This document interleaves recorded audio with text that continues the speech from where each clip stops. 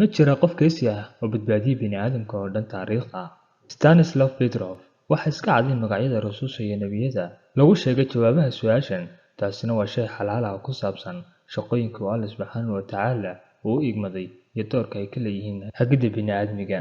Laakiin cidda aan ku xusi doono jawaabtan waa qof ka mid ah waayihii dambe oo run ahaantii badbaadiyay dhammaan bani'aadamka oo dhan, waana Stanislav Petrov. Waxay bilaabantay sheekadu saqbarkii 26 Sebtembar 1983. Petrov wuxuu ahaa korneyl sare oo ka tirsanaa ciidamadii Sofiyeetka iyo sarkaalkii mas'uulka ka ahaa mid ka mid ah dayax-gacmeedkii bixin jiray digniinta khataraha ku soo fool leh. Petrov shaqadiisu waxay ahayd inuu la socdo weerar kasta oo nukliyeer ah oo lagu ogaado dayax-gacmeedyada. Weeraradaas oo ku iman kara Midowgii Sofiyeeti, kadibna uu u digo isla markiiba madaxdiisa. Waxay markaas qaadi doonaan weerar celin nukliyeer ah oo si waafaqsan caqiidada burburinta.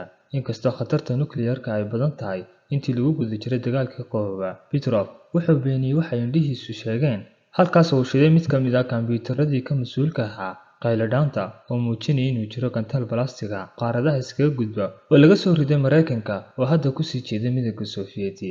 Petrov wuu diiday inuu rumaysto tan, isagoo ku tilmaamay digniin been ah. Sidoo kale, digniintu waxa ay ku saabsaneyd hal gantaal, taas oo kordhinaysa suurtagalnimada inuu yahay khalad farsamo oo ka yimid kombiyuutarka. Si kastaba ha ahaatee, waqti dheer kumay qaadan kombiyuutarka in la ogaado in 4 gantaal oo kale hadda la helay mar labaad, oo laga soo riday xagga iyo Mareykanka, waxayna u jeesteen dhinaca Midowga Sofiyeeti. Petrov waxa uu codsaday warbixin dheeraad ah inay u xaqiijiyaan saaxiibadii, mid walbana wuxuu u xaqiijiyay khatarta soo socota. Shaqaalihii hoose ee Petrov ayaa dhammaantood ka soo booday kuraastii ay ku fadhiyeen, waxayna si walaac leh u sugayeen inuu go'aan gaadho. Laakiin khibradda ciidan ee Petrov ayaa ka dhigtay inuu shakiyo arrinkan, oo haddii Mareykanku damacsan yahay inuu weerar nukliyeer ah uu ku soo qaado Midowga Sofiyeeti, wuxuu soo qaadi lahaa weerar dhammaystiran oo aan ahayn dhowr gantaal oo waqtiyo kala fog la soo diro, sida uu kombiyuutarku tilmaamayo. Waxa kale oo uu ogaa in dayax-gacmeedku uu yahay mid cusub oo dhici karta inay cillad farsamo soo wajahdo. Sidaas darteed, Petrov ayaa mar kale meesha ka saaray dhammaan warbixinada siday digniinihii been abuurka ahaa, wuxuuna ka gaabsaday inuu u sheego madaxdiisa. Ugu dambeyntii, waxaa soo baxday inuu Petrov uu saxnaa, mana jirin wax gantaal ah, waxayna ahayd cillad farsamo oo software-ka ogaanshaha. Waa mid ka mid ah go'aamadii ugu geesinimada badnaa taariikhda bini'aadamka, waxaana hubaal ah midda ugu weyn ee cawaaqibka suurtagalka ah, maadaama jawaabta nukliyeerka ee Sofiyeetka ee Mareykanku aysan baabi'in lahayn Mareykanka oo keliya, laakiin fallaadhaha nukliyeerka ayaa awood u leh inay daboosho dhammaan hawada dhulka, ay ku dhowdahay inay baabi'iyaan dhammaan aadamaha.